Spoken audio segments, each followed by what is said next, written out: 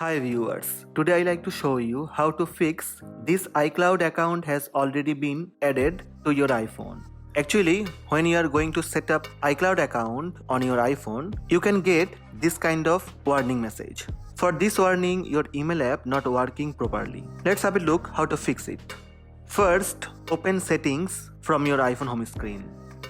From settings, swipe up to scroll down and tap password and accounts.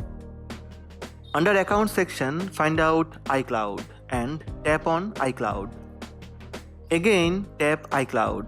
Just turn on the button beside Mail. That's it. Now, launch Mail app. Go to Inbox. Look, Mail app working properly. So these are the steps to fix Cloud not sign in or this Cloud account has already been added to your iPhone.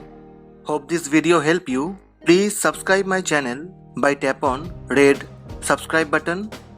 Also tap on bell button to receive notifications about all new videos. Thank you. Thank you for watching.